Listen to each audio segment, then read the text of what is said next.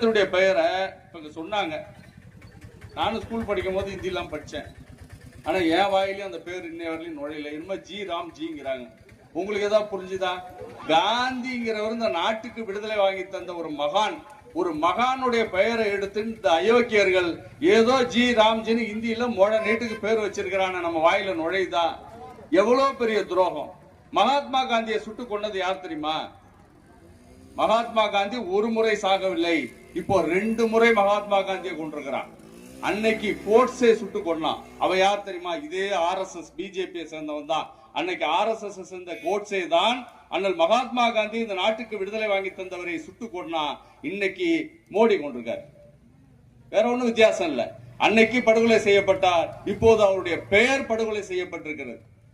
எனவே இந்திய விடுதலைக்காக போராடிய ஒரு மகத்தான தலைவருடைய பெயரை மாற்றிவிட்டு சம்பந்தம் இல்லாத ஒரு பேர். இதை விட கொடுமை எடுத்து என்ன தெரியுமா?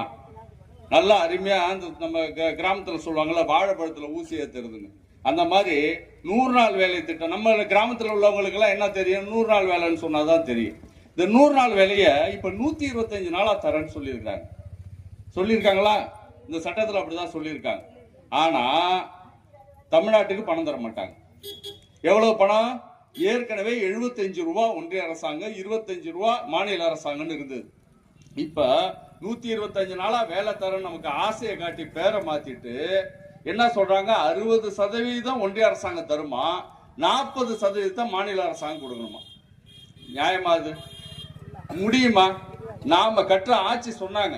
அவங்க கடை வச்சிருக்கிறாங்க, இங்க வச்சிருக்கிற பெட்டி கடை வச்சிருக்கிறவங்க இருந்து ஏன் நீங்க வாங்குறீங்கல்ல, ஒவ்வொரு பொருள் ஒரு கள்ள மிட்டாய் வாங்குறீங்கன்னா கூட அதுல ₹1 29 பைசா ஒன்றிய அரசாங்கம் பணத்தை எடுத்துக்கிறாங்க. அனைவரும் ஒன்று சேர்ந்து மீண்டும் அந்த ஆட்சியை புறக்கணிக்க வேண்டும். மீண்டும் காந்தி என்ற பெயரை கொண்டு வர வேண்டும். காந்தி என்ற பெயர் தெரியாது.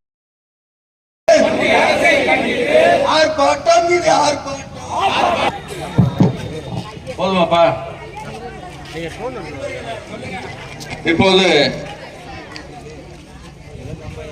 தொகுதி தலைவர் சகோதரர் மோகன் அவர்கள் இப்போது கண்டன உரையாற்றுவார்.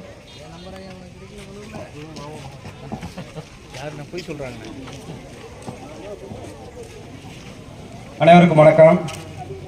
இந்த 100 நாள் வேலை திட்டங்கிறது ஏழை எளிய மக்கள் எளிதாக பயன்பெற நிலையில் இருந்தது. இப்போ இந்த மத்திய அரசு இதை குறைக்கிறதுனால நம்ம ஏழை மக்கள்லாம் ரொம்ப